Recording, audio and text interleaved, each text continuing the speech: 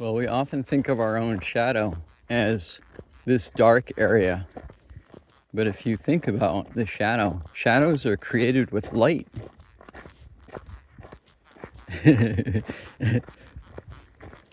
So while they are in our mind and our ideas of them as being something that is dark that we look down upon or have challenges with. I mean, there are challenges with having any feeling for that matter.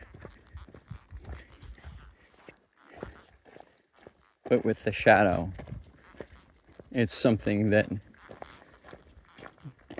feels like it's in opposition to us in a way.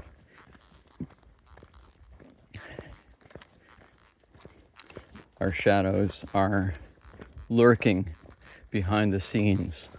It sounds, dark and damp and dreary and like it's a malicious thing. But shadow work and shadows in and of themselves are made with light. Without light, there wouldn't be a shadow. The opposing force. One of the things that I've found again and again as I walk through and philosophize and discuss where I'm going and so on is the sheer opposition with one thing and another. Sometimes it comes with a feeling or a vibration that is simply looking at or having a roundabout perspective. Sometimes it comes with its own set of grinding vibes and negativity. That oppositional force, that other side of the coin, the shadow, made by the light, brings rise to the work, the good work that we each have, the work of undoing those things which do not work and finding those things that do. No, it's a little bit gone by, but this is I believe, an oyster mushroom. That one's probably gone by as well. No, yeah, that one's alright. We've got one that's probably in better shape there. They're full of insects, so I'm good with that. I don't need to take any. There's some more down there growing around, I'm sure. It's elsewhere here. It's often, it grows over streams, usually on birchwood or maple or whatnot. Boy, I love that word, whatnot. It's able to describe the kind of, it's a kind of whatever thing, except it's not a whatever, it's a whatnot.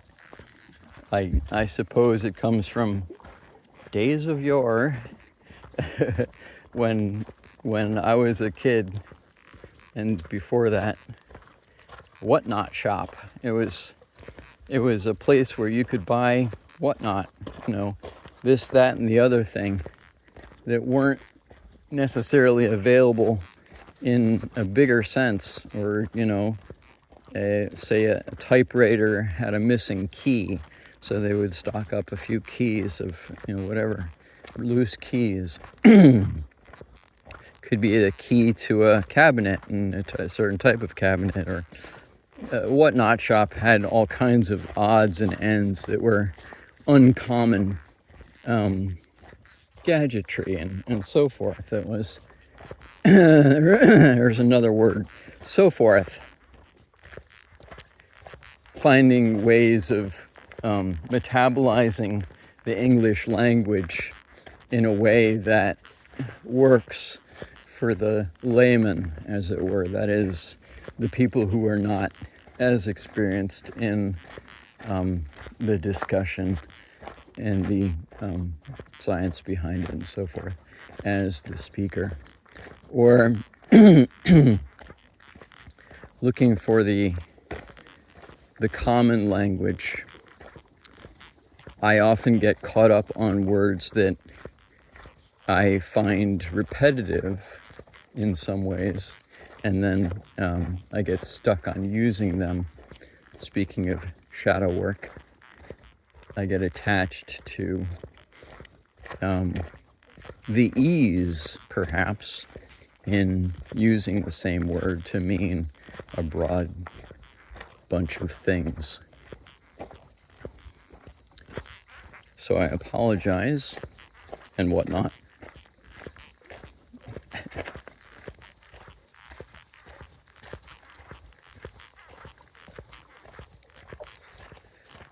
Something to look at as I ponder my navel and the effectiveness of my language.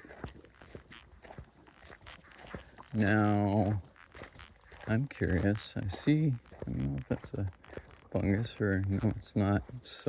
I've found fungus here before, sort of growing in the moss in this area, but I'll leave it for now. I can't remember what it was, but it's something edible, no doubt. Maybe lobster mushroom or something. Anyway, I'm not finding anything today. That's not the goal. The goal? I don't really know what the goal is. The goal is to talk, I guess, to work things out, to be at peace with where I am, to enjoy my own company, to enjoy what I am, who I am, what I'm doing, and to navigate through the challenges of whatever is coming up. That's an interesting one. I have no idea what that is, but it's pretty globular. It almost looks like there's an amanita that has a fungus that gets onto it, and I wonder if this is that. It's sort of attached to wood here, and I don't see too many others. Sometimes it just comes right up through, and I see mycelia down there as well, right up through everything else. But I'm curious. It crumbles. That makes me think it's the amanita. Oh, there's another. Just break it right in half and see what we've got here. It's actually quite tough. Yeah, it's all crumbly. Interesting, and it's all insect ridden as well. Past mature, dried out, but not entirely dried out. There are so many mushrooms. We've had two rains in the last week and a half, and it's been relatively dry otherwise, but sometimes that and a cold snap is all it needs to get a new flush of mushrooms up and going. But no, I was looking at the ID'd. I didn't ID quite ID it recently, but I saw another one that looked like it, and this one looks a lot like it too. But anyway, always don't know exactly what I'm doing, but what are you seeing? Huh? What's up there? I don't see anything. Chipmunk, no doubt. Chipmunk or a squirrel. What do you see?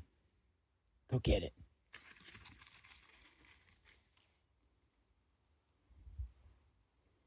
Or just let it go. Come on, Luna. We have other things to do. Thank you for watching, and thank you for looking at your shadow. Thank you for considering the truth of the matter, that all of the work that we have to do with other people, all of the triggers, everything really has to do with us and how willing we are to walk through our own fire. It's nice to have people to do that with, but we also have to do our own work. Sometimes it just means you have to look at the shadow from a different perspective. Speaking too fast. Thanks for watching. Cheers. Oh look, blueberries. Poop. Deer poop. That means they're eating well. There's that.